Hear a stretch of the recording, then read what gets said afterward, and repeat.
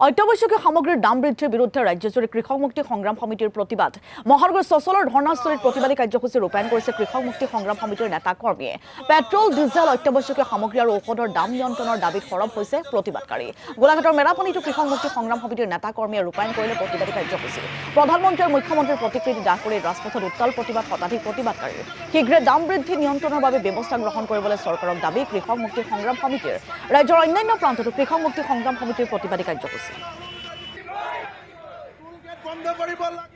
চাওক মূল্য বৃদ্ধিয়ে ইতিমধ্যে আসলে এটা পৰ্যায় অতিক্ৰম কৰিছে সেই পৰ্যায়ত কোনো কাৰণতে মানুহে শান্তিত জীয়াই থাকিব নোৱাৰে আজিৰ পৰা অসম বিধানসভা অধিৱেশন চলিছে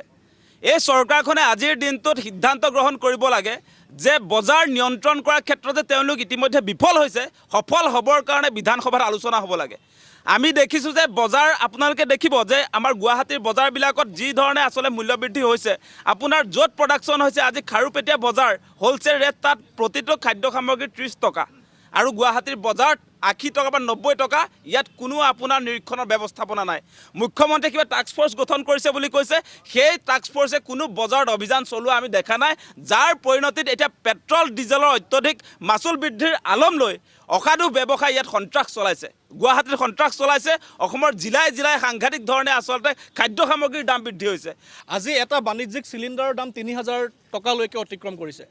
আজি শাক পাচলিৰ বস্তু মূল্য বৃদ্ধি হৈছে আজি